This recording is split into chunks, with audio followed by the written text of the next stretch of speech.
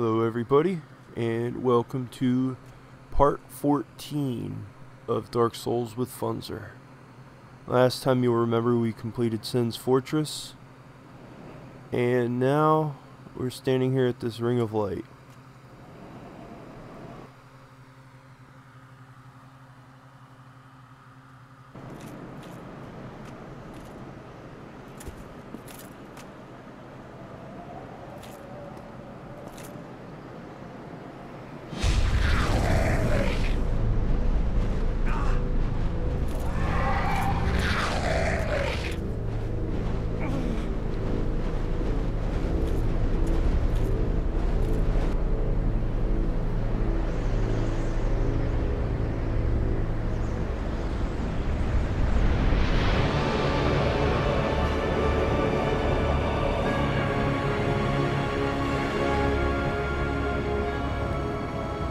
This area, it's unlike anything that we've played so far.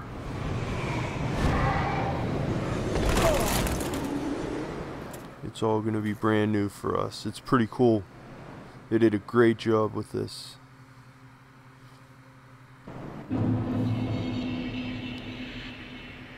These guys are like our taxi service to go between Sin's Fortress and Anor Londo. Anor Londo is a little bit of a larger area, but if we do everything correctly, and if I don't die too much, we should be able to make it through in one episode. Let's see what we can do. Just run past these big guys for now. We'll come back and maybe we'll kill them later. But for now, we'll just run past them. They don't react until you get pretty close to them.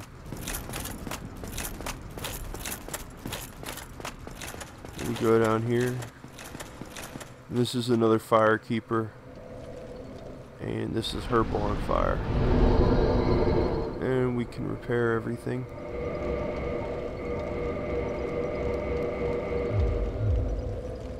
And one thing that we need to do is we still have... You are a rare visitor. Welcome to the lost city of Anor Londo, chosen undead. If you seek Lord Gwyn's old keep, exit here and head straight yonder. If you are the chosen one, a revelation shall visit thee. What follows thereafter depends upon you. So we still have this firekeeper soul from Blighttown. And I believe that we are out, yeah. Let's go ahead and level up a couple more levels.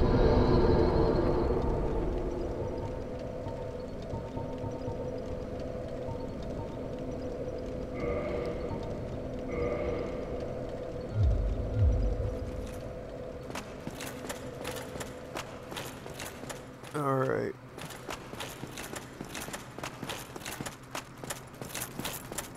So let's just get started. You run over here, and when you step on it, that will activate this elevator. Careful not to fall off. You can fall off here, and you will die. But once it gets down to the bottom, we can run down these steps. And there's one of our old friends, a bell gargoyle. So just like usual, shield up.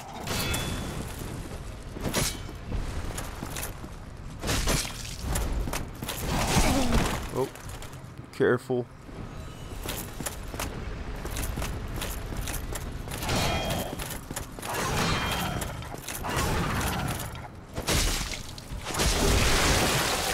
There's the tail axe.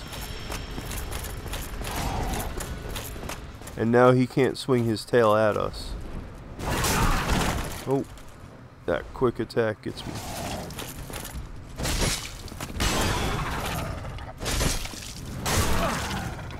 Let's back up. Heal it. Shield up.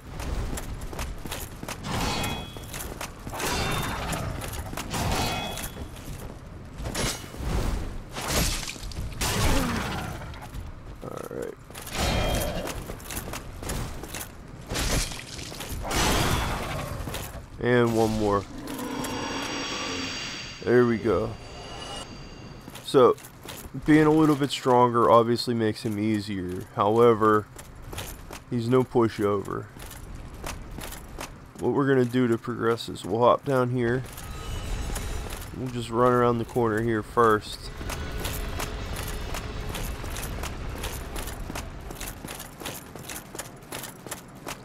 And over here is a chest. You'll notice the chain is curled back so we know it's safe. That's what I use. I don't stand there and watch and see if they're breathing or anything. That Demon Titanite helps to level up some of the I don't know, some of the rare unique weapons,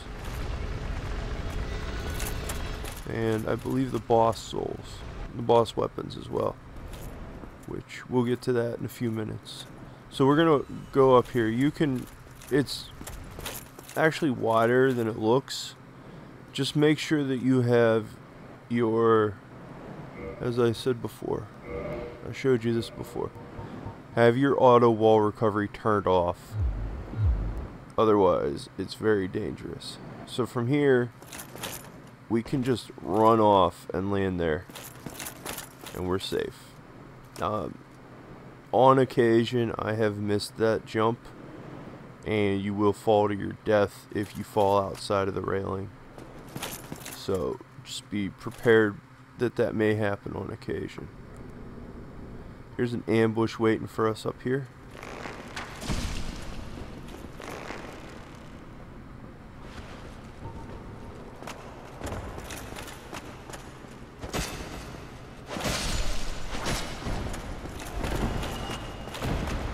Circle and backstab him.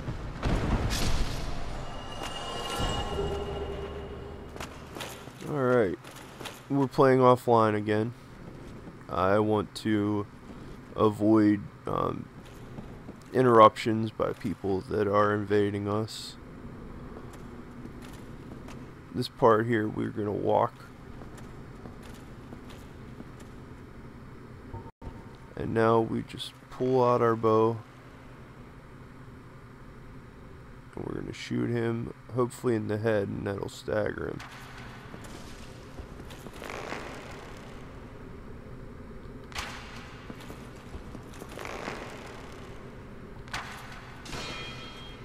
Alright.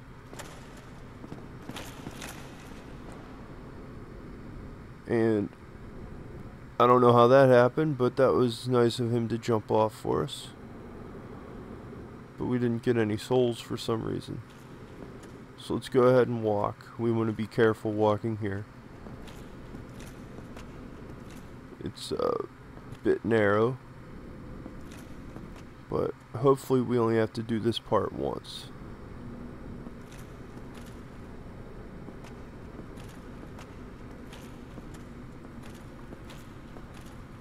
So when we get to the middle here, chop that chain. Now, I've heard it's possible to jump onto the chandelier, chop the chain, and then it'll drop you down, but I don't know. I've never tried. So if you can hit this guy in the head, you'll knock him off.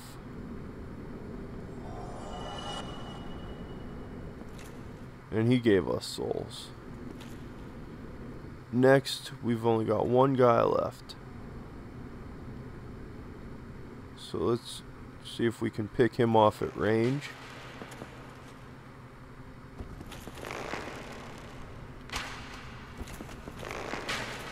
Oh. Bad shooting, huh?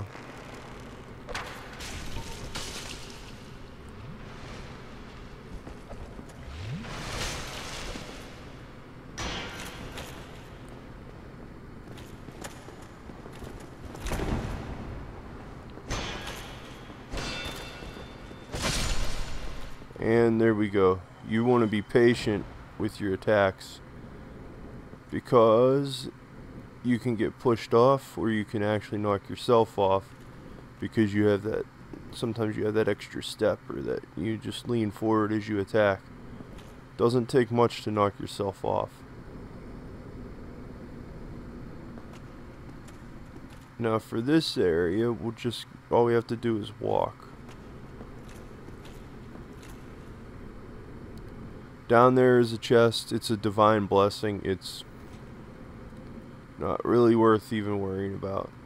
Now if you wanted to, if you're good, you can sprint and jump off of here and land over there if you're trying to speed run it. However, in my opinion, I find it safer just to walk. And then once you get to the end here, it's much thicker, so you don't have to worry so much about it. Slide down. Take out this guy, because every once in a while I do get him. He follows me.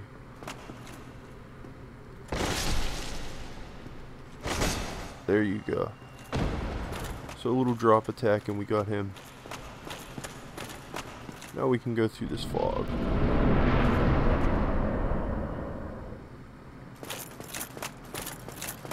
And we'll go over here. I like this. This right here, this is pretty cool.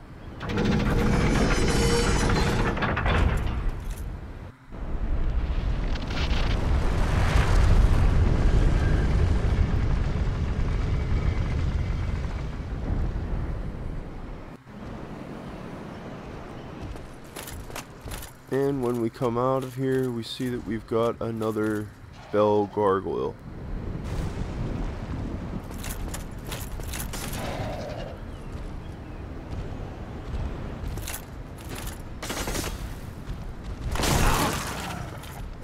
And I tried, but it didn't work out.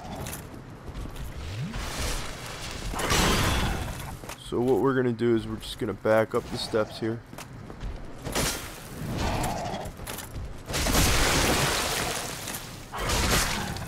Cutting his tail off will automatically break his poise.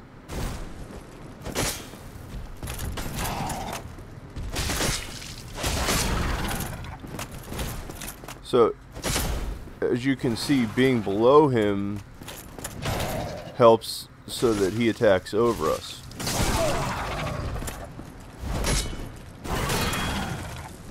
One more, there we go.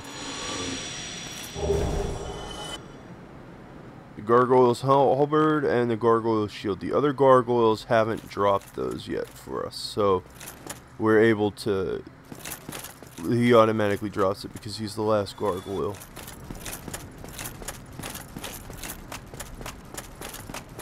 This over here, this is the area below where we were walking on the rafters. If I look up, you can just see them up there. There are a whole bunch of painting guardians here. We're not gonna mess with them just yet. We'll come back when we go to the painted world of Ariamis.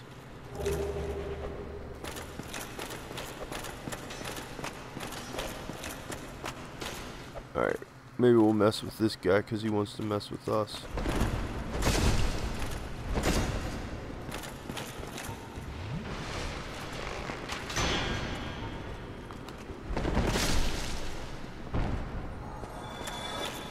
There's another one.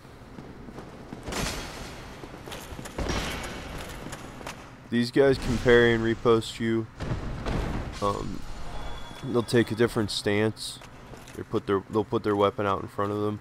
Also, the skeletons that we fought in the catacombs can do so. However, we didn't get a chance to see them. None of them bothered to do it for us. But they can also parry and repost you.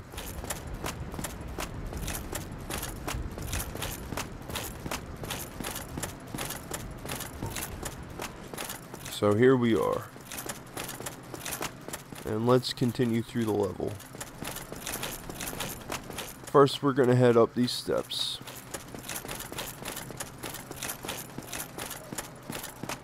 Now, you might remember there were those giant guys. Well, there are a couple more up here.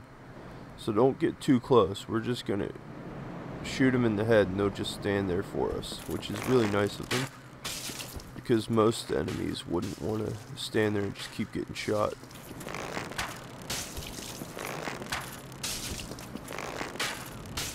You see that flash when my arrow hits him? And if I shoot him in the body, there's no flash. Even though I did the same amount of damage, the difference is it's considered a critical hit to hit him in the head like that. That's what the flash means. It means that you did bonus damage somehow. So this, the hitbox on the shield's a little bit bigger than it looks. So you'll want to aim kind of at the top of his head. So even though it doesn't do extra damage, it's still more likely to break. It still contributes more to a poise break. Now breaking his poise is obviously unimportant if we're going to stand here and let him and just kill him at range like that.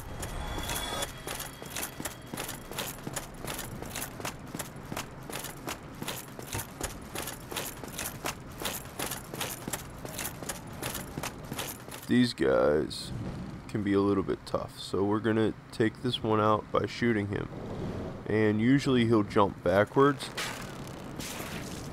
and even though he has wings, he'll fall off.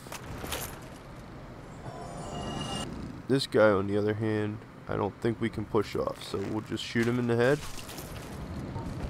and then that'll bring him up here. Hide behind the corner when he shoots that. Oh. These guys have no poise. They have no poise. So they're, as long as you can get that first hit.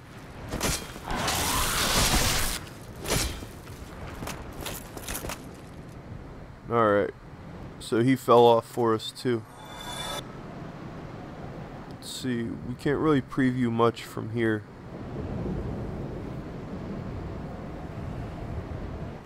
But the next part down here can be a little bit tough, a little bit tricky. There's actually an ambush. You can see one of them there. The other one is over there.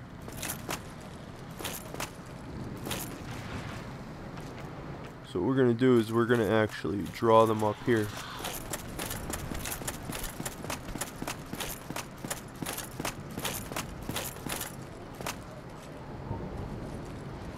And one will fall usually. The other one kind of gets stuck on that rail, so you just get some free shots on him if you can hit him. He's really humping the hell out of it, so we just have to be patient and get a little bit lucky on some of our shots. But as you can see, he has no poise. Even the 45 damage shots are knocking him backwards. Ooh, must have got his head on that one.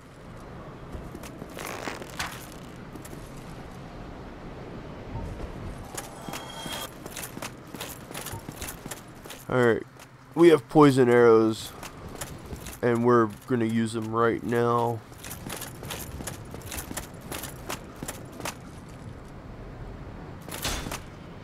Yeah. These guys are shooting spears at us. There are two of them. But let's take this guy out first. Takes a little bit of... Let's use our large arrows first so that we can get the range on it. As you can see, you've got to aim well above him.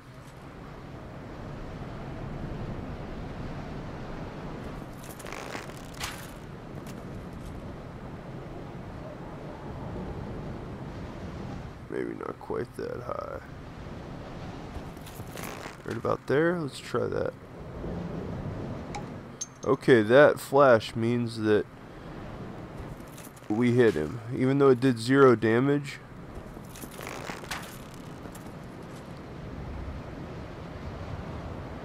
And somehow our aim adjusted.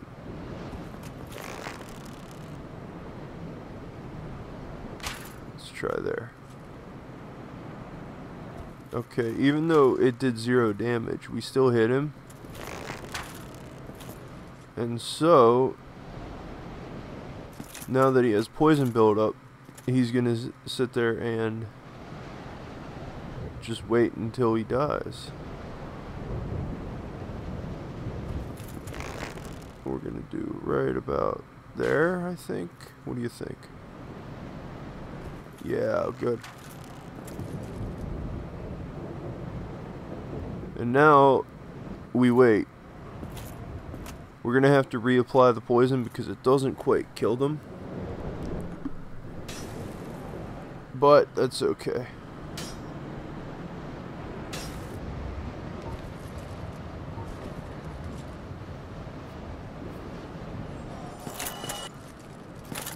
Okay, so there we are.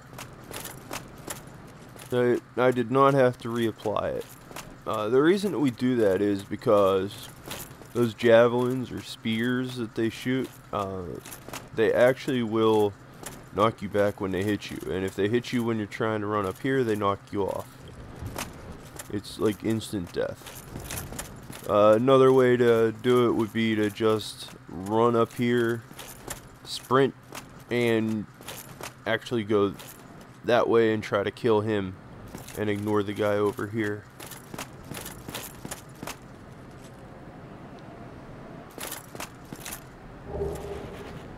Dragon Slayer arrows. That's what they're shooting at us. We'll go ahead and grab that. You see how my health just dropped? Just a little bit. Every once in a while when you're here, when you run down, your health will drop a little bit. It's like you fall. I wasn't sprinting or anything. It doesn't happen every time. But if you're really low on health, you might want to drink a flask and top off.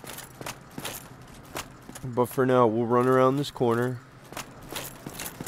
and then hop down here and traverse the white light. So I did not have to reapply the poison, like I said. However, it only ticks for 3 damage per second. So it gets kind of boring standing there watching it for 2 minutes. Poison is always applied for 3 minutes. When you get poison, it's for 3 minutes, and that's pretty much it. Same with toxic. But bleed damage, on the other hand, is an instant effect.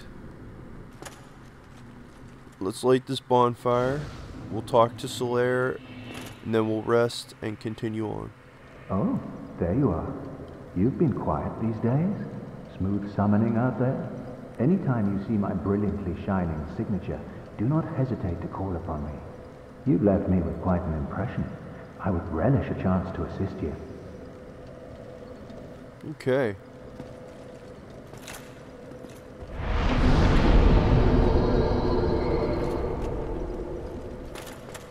Well, let's go on.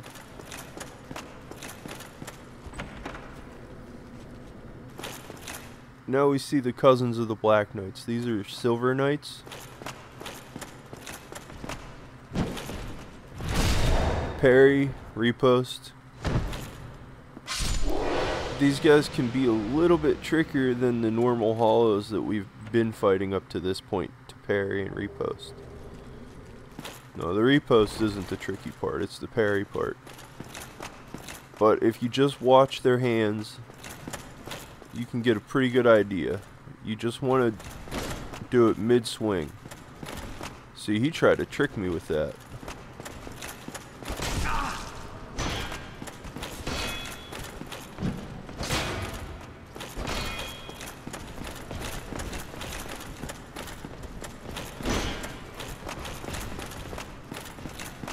Alright, let's circle and get a backstab fish on this guy.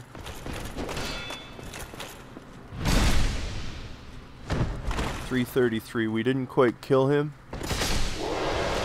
but an up R2 has a nice sweep attack, so it's real hard to miss anybody that you're aiming at. Even if they dodge, you can usually get them, unless if they're right in the middle of their roll. we go over here, this door's locked.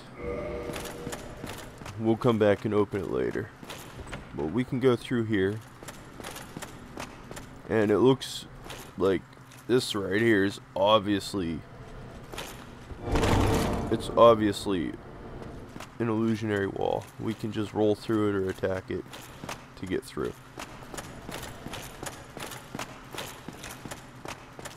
We come down here and it's really dark. But look at this. Here's a mimic. Right there. They're trying to trick you. These other chests are all good. And what you get is you get that set that Havel was wearing when we fought him in the basement of the tower. It's very, very heavy. The shield has excellent stability. The set has excellent poise. However, it's very heavy. So what we're going to do then is we'll get kind of behind him.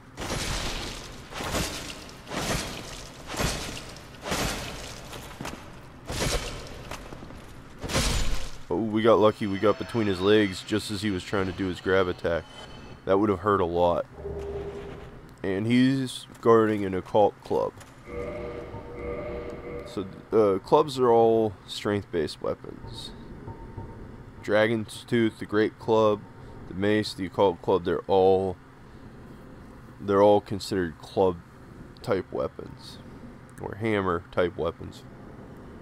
This one scales on your faith. And the thing about occult is that it's the magic that's used to kill the gods in this game.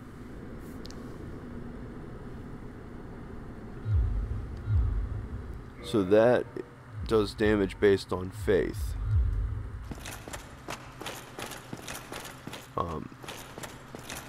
You know, if you have a high faith character, it scales at an A rating against your faith. So that's pretty good. And that's the first piece of occult equipment that we can get in the game. Alright, let's proceed up these stairs here.